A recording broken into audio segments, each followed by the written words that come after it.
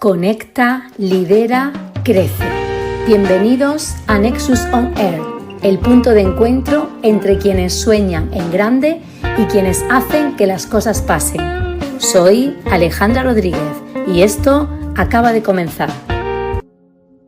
Bienvenidas y bienvenidos a Nexus On Air, un espacio donde exploramos el liderazgo con propósito, la educación transformadora y la innovación que conecta. Hoy nos acompaña una mujer extraordinaria, filósofa, escritora, investigadora y referente internacional en inteligencia artificial y educación. Desde Colombia nos honra con su presencia la doctora Paula Andrea Mora Pedreros.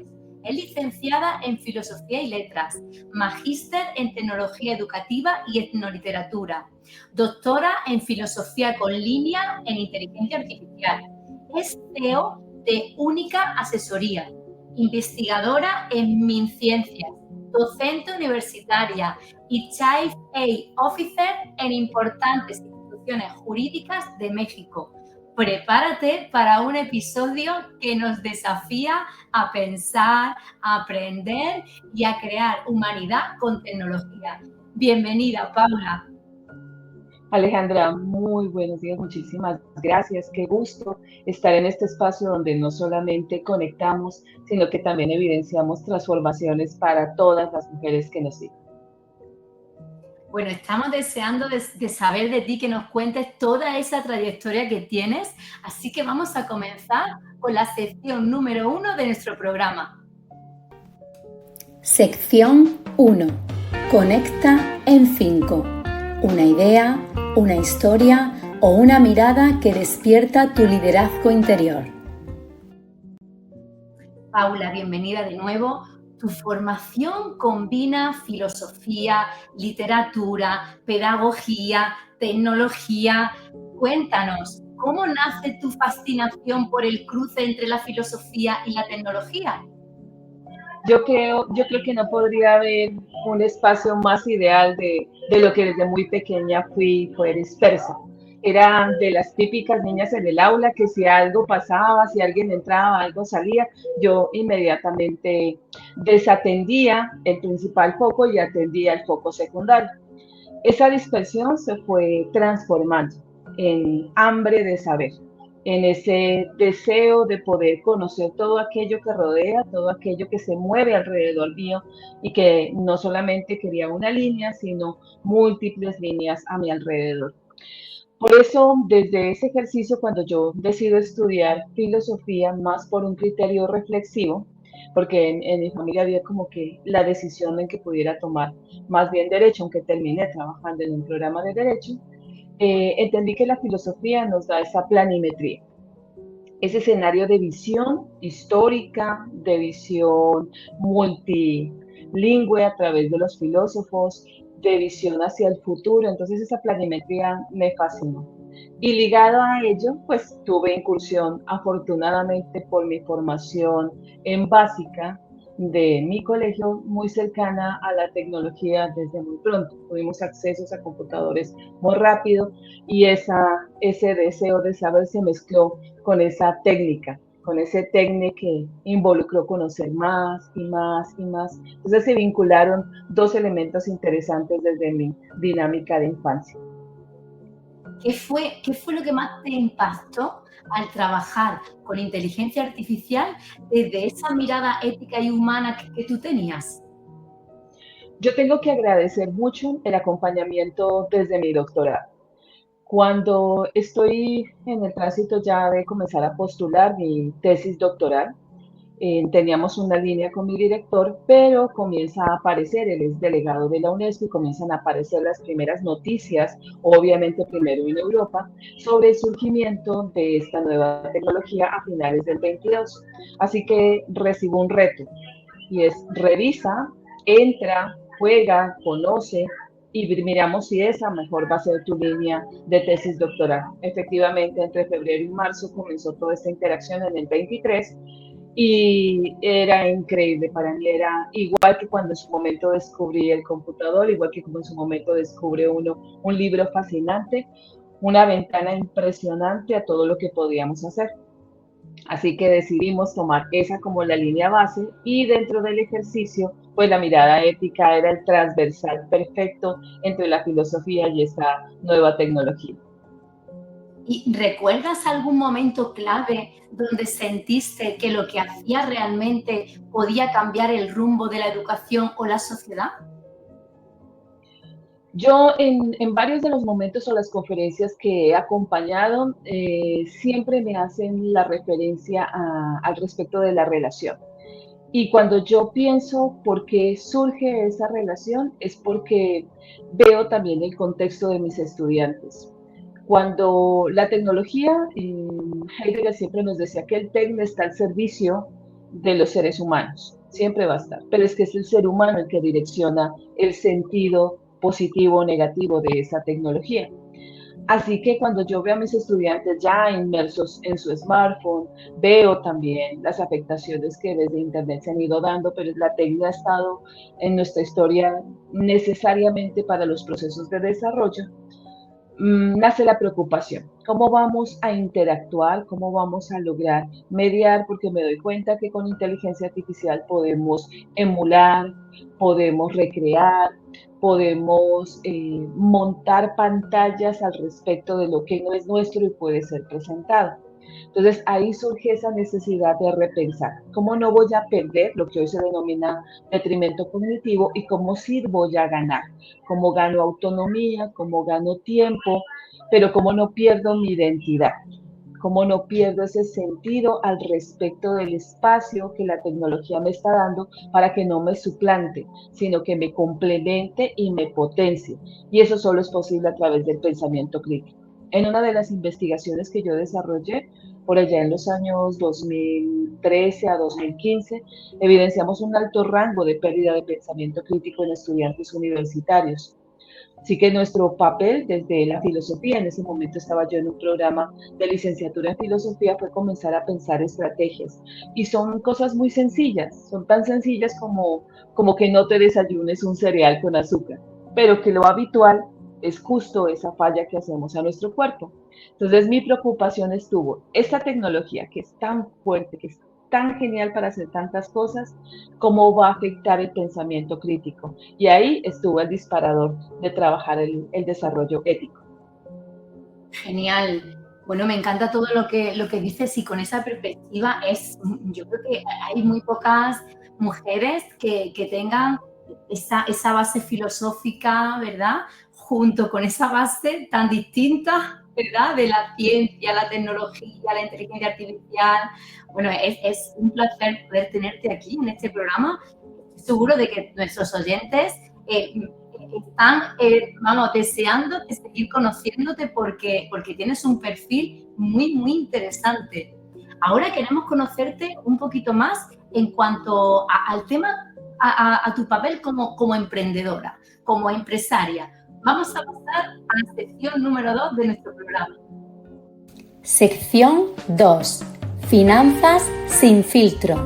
Decisiones reales, conversaciones valientes y dinero con propósito.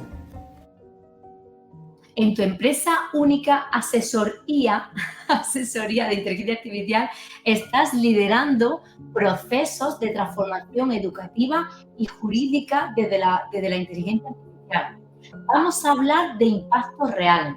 ¿Cómo podemos garantizar que la inteligencia artificial en educación no deshumanice, sino que potencie el talento humano? Mira, justamente ayer estábamos en un foro con los docentes de la universidad donde yo soy docente universitaria, la Fundación Universitaria Popayán, y allá estamos construyendo la unidad de inteligencia artificial. Y justo surgió una pregunta muy similar. El primer escenario de cambio, que es casi que natural en el ser humano, es el escenario del aprendizaje. Esa curiosidad que nos lleva a saber qué es, qué hace, cómo lo transito. Así que definitivamente la etapa inicial de toda esta apropiación, uso responsable, que es lo que se denomina la gobernanza de la IA, que está reglamentada así, obviamente de manera internacional como nacional, es poder generar espacios de formación y espacios de discusión. Necesitamos procesar, aprender, tomar, comprender cómo funciona para llevar no solamente a esos otros que son nuestra responsabilidad como estudiantes, como familia, como amigos, sino también poder generar espacios legales de garantía de lo que necesitamos proteger. Uno de nuestros docentes decía ya, históricamente el exceso de libertad en la humanidad no ha sido un conducente legal óptimo, ha hecho todo lo contrario. Entonces, igual debe suceder con esta tecnología. Ya hay países que han sido muy fuertes en las limitaciones de uso, justo porque ellos piensan que desde esa iniciativa legal salvaguardan patrimonios que son absolutamente valiosos. Entonces, ahí es donde los seres humanos necesitamos comenzar a intervenir con el derecho. ¿Cómo lo reglamentamos? ¿Qué reglamentamos? ¿Cómo lo acompañamos? Y en algún momento tendremos que sancionarlo definitivamente. Entonces, eso es parte de lo que ha ido sucediendo estos años. No es fácil, hay países con gran avance, sobre todo europea, por el Parlamento Europeo y las enunciaciones desde la UNESCO que han tenido Colombia, que todavía falta por lo complejo también que implica esta tecnología. Es un pulpo que llega a todos los escenarios, así que eso también hace que el proceso de regulación sea un poco lento. ¿Y tú qué le dirías a quienes todavía creen que la inteligencia artificial nos va a reemplazar? Sí. Mira que a mí me agradas porque son las enunciaciones preciso que hacen la mayoría de las personas. ¿Qué hacemos en Única Asesoría?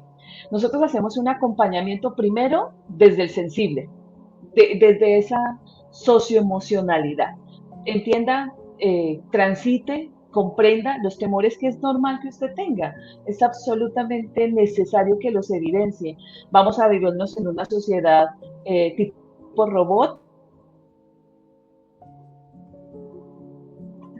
de Isaac Asimov, se espera considerando el vertiginoso avance de la tecnología. Hoy se está lanzando ChatGPT 5 y tiene impresionantes desarrollos que cada vez nos abrumas. Hemos pasado del texto, la imagen, al video en muy pocos meses y eso en términos tecnológicos puede significar décadas. Entonces, de lo que hacemos nosotros en este escenario es primero ese temor, para que hagamos lo que se denomina un panorama de riesgos. Conozcamos a tu empresa, a tu institución, a tu familia, cómo quieres que esta tecnología transite. Hagamos un escenario de dónde la usas y dónde no necesitas usarla. Es una técnica, yo no permanezco con una cuchara en la mano porque todo el tiempo quiero comer. No, la tecnología se usa cuando tiene que usarse. Y luego de eso establece unas reglas, establece unos controles. Eso es importante para que el proceso de esta gobernanza que tenemos, inclusive una gobernanza individual, cómo voy yo a estar vinculado con el escenario de la tecnología, nos permita crecer y no todo lo contrario. Y desde tu rol como Chief AI Officer y CEO, ¿cómo construyes estrategias responsables en sectores tan sensibles como el derecho o la educación? Cuando yo tomé la formación con Whitebox Project como oficial de cumplimiento legal de inteligencia artificial, yo fui la primera mujer realmente porque habíamos solamente 3 colombianos, pero los otros 2 eran hombres. Y mi interés estuvo justo en esta curiosidad que yo te menciono. Yo encontré su referencia en LinkedIn, que es la red que amo y donde me pueden encontrar con mayor énfasis. Y yo dije, qué interesante formarme, porque es que yo necesito, además de conocer, procesar, certificarme. Entonces comencé todos mis cursos de formación con OpenAI, con Harvard, con Google, y no podía estar de lado la parte ética y legal. Y esta empresa, Whitebox Project, lo ofreció muy bien.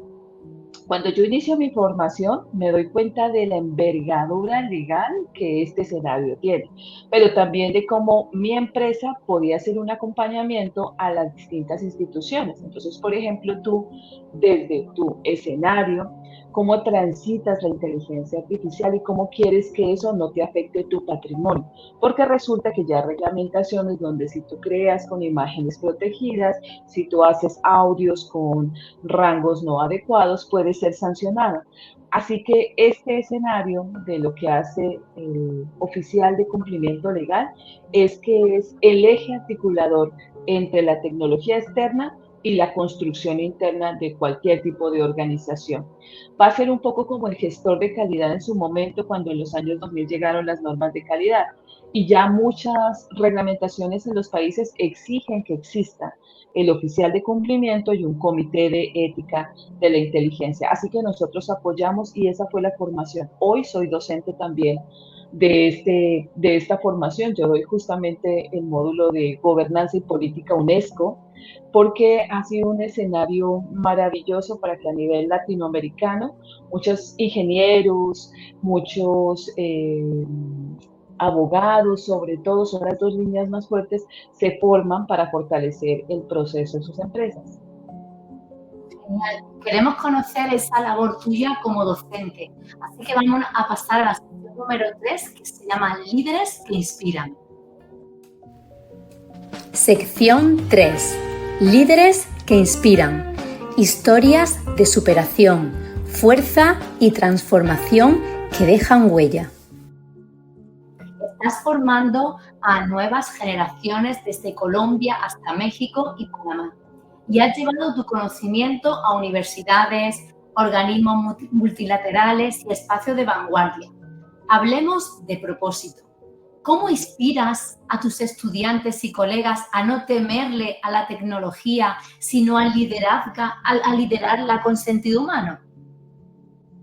Bueno, quiero decirte primero un poco por qué transito en la docencia. Antes que cualquier otro tipo de formación o acción o ocupación mía, yo siempre fui docente, no solamente porque el aula está en mi nombre, sino porque desde muy pequeña yo con mis hermanos jugaba a ser la profesora. Esa era una de mis dinámicas perfectas. Siempre me encantó interactuar con ellos y cuando decidí estudiar filosofía y letras precisamente fue por eso, porque quería ser docente, amo ser docente, soy docente por vocación con absoluta certeza. Y eso es lo que transforma en convertirte en maestro, porque ya no acompañas por un horario, ya no acompañas por un tema, ya no acompañas por un salario, sino que acompañas para la vida, mejorar la vida del otro y aprender de esa experiencia. Así que en el tránsito yo he tenido la gran bendición y ventaja de estar con niños preescolares hasta con mis estudiantes actuales de doctorado, todo el ciclo y la trayectoria vital. Entonces puedo entender las dinámicas y las experiencias de ellos.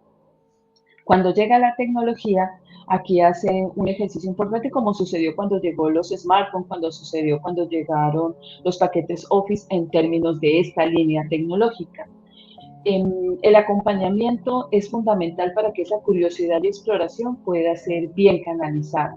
Un grave problema que tenemos los seres humanos hoy y personas tan importantes como Marian Rojas Estapé lo enuncian en sus libros cuando nos mencionan esa dependencia tecnológica que nos ha quitado mucho de la pausa, de la necesidad de esperar, de pensar, de contemplar, diría Byung-Chul Han, que es tan importante para nosotros. Entonces comienzan a ver todas esas afectaciones sobre nuestro ecosistema socioemocional. No dormimos bien, tenemos ansiedad, se nos dispara la depresión, pero tiene que ver mucho también con el relacionamiento de esta tecnología.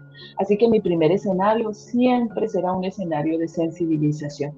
Como cualquiera de estos recursos tecnológicos está transitando en la vida de cada uno, porque todos tenemos adicciones a lo que hacemos, nosotros bien sea por la interacción del trabajo y necesitamos que esa adicción sea canalizada a través de hábitos. Entonces, después de sensibilizar, yo comienzo a conocer cómo transita en sus vidas y cómo irla regulando, para que ahí sí veamos las funcionalidades operativas desde su rol, si es un niño, si es un pequeño de 5 o 6 años, pues todavía no debería tener acceso a la tecnología y hay que aconsejar a los padres Si es un adolescente, pues cuáles son sus horas de regulación, cómo la quiere usar para que optimice su quehacer, pero también para que le dé descanso, confianza, que le dé escenarios de tranquilidad. Y si es un adulto, que no nos absorba completamente el quehacer laboral, sino que le optimice sus tiempos a través de la automatización, que es un elemento fundamental, que tenga acceso, que conozca la tecnología considerando la democratización, pero sobre todo que la aprenda a regular. Entonces, porque nuestro centro de recompensas es estimulado completamente por el placer. Por eso un niño toma un pastel y no un brócoli. Y eso se preserva a lo largo de la vida. Así que también nosotros tenemos que educar nuestro cerebro para que esta y cualquier otra tecnología, porque te aseguro se nos vienen cambios significativos con todo el desarrollo de la ciencia cuántica, sean importantes de transitar de manera adecuada. Genial. Aquí en España también se hacen muchos de los centros educativos muchas actividades relacionadas con el buen uso y no el abuso de las redes sociales. Se le enseña todo tipo de ciberacoso, ¿no?, que se produce a través de las redes sociales, y sobre todo eso en los niños a partir de los 10, 11, 12 años, que ya tienen su primer teléfono propio, se hacen unas redes sociales falsificando la fecha de nacimiento, porque sabemos que Instagram y TikTok, todo eso tienen que hacerse a partir de los 16 años, en fin.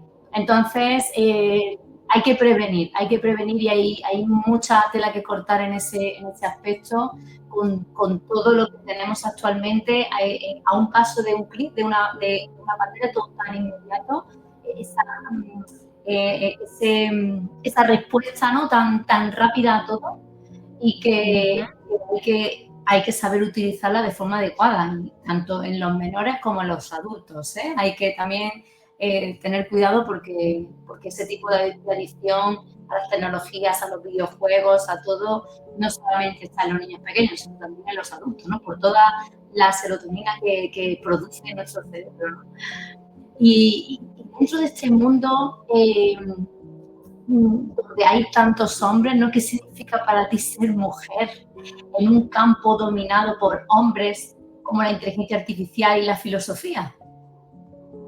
Mira que eso me encanta porque es el que permite. Acá en Colombia tenemos una sociedad de mujeres filósofas. O sea, acá se ha hecho una red donde podemos presentar nuestros desarrollos, justo por lo que tú mencionas, porque si bien tenemos unos rankings de publicación, unos portales donde evidencia lo que somos, los portales no tienen una distinción de género, así que cuando se crea la Red Colombiana de Mujeres Filósofas, lo que se esperaba es que ante eventos como la Sociedad Colombiana de Filosofía pudiéramos hacer una evidencia de lo que construimos, de cuáles van siendo nuestras líneas y nuestras preocupaciones, porque eso es lo que hace un filósofo, hablar de lo que le preocupa, de lo que reflexiona.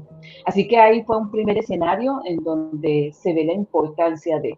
Yo creo que el género masculino se siente afortunado, porque nosotros entregamos una visión complementaria a su visión. Somos más sensibles para detectar eso que en términos informáticos es más algorítmico y menos evidenciable para ellos. Entonces, cuando uno comparte con ingenieros, por ejemplo, que me toca trabajar muchas veces en desarrollos de software, uno les da ese matiz un poco más sensible al respecto de lo que construyen desde su algoritmo. En esa iniciativa también les permite evaluar las interfaces, cómo se comunica ese sistema informático con el otro, con la comunidad, y también va la intervención de nuestra visión.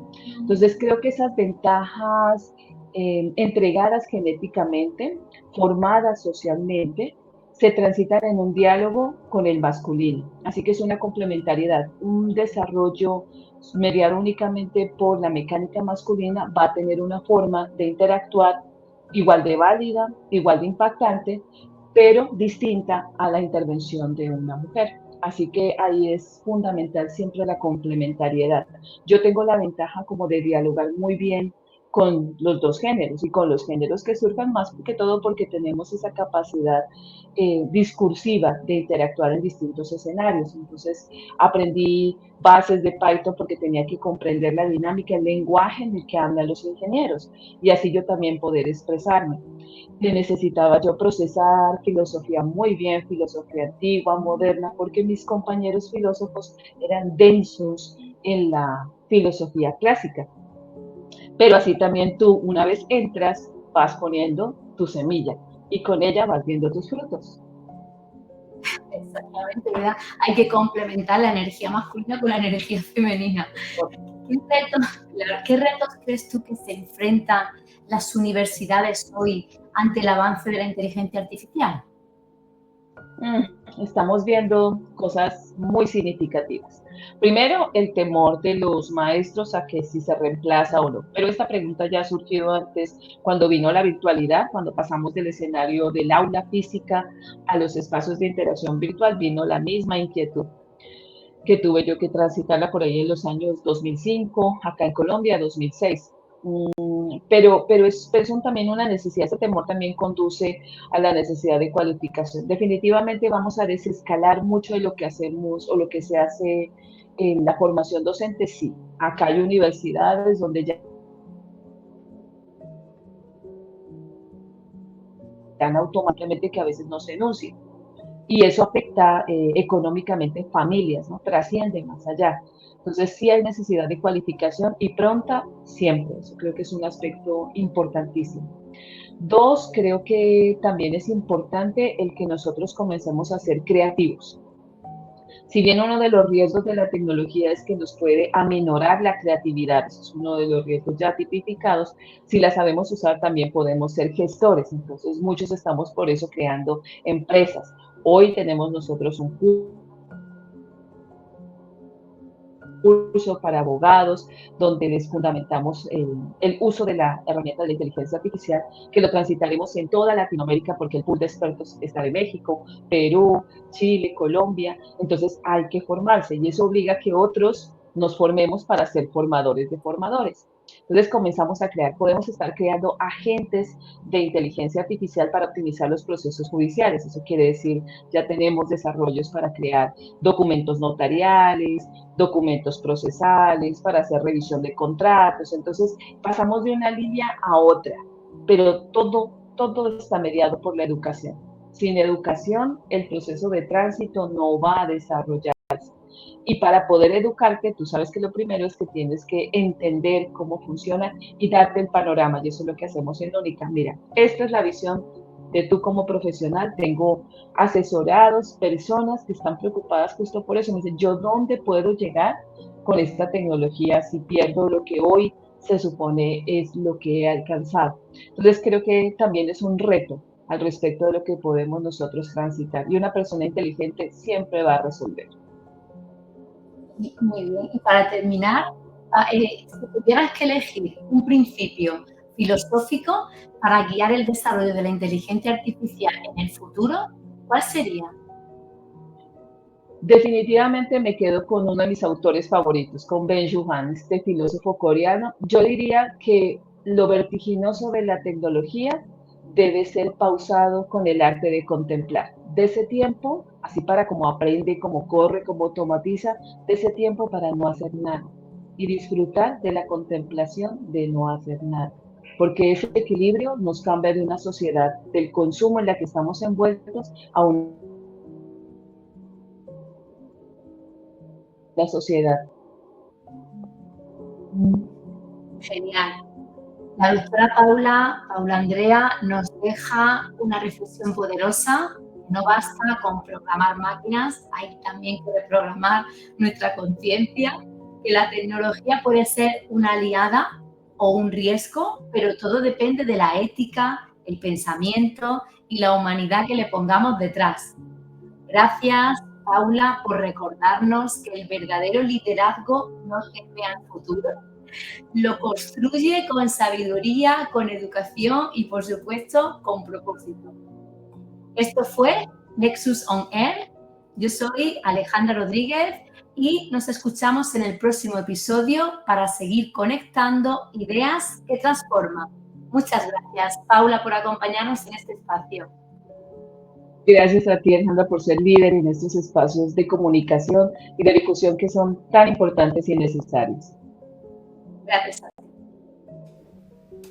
Si lo que has escuchado hoy resonó contigo, compártelo, escríbeme, únete a esta comunidad, porque Nexus no solo soy yo, Nexus somos todos los que creemos que podemos ir más lejos si vamos conectados. Gracias por estar aquí. Soy Alejandra Rodríguez y esto fue Nexus on Air.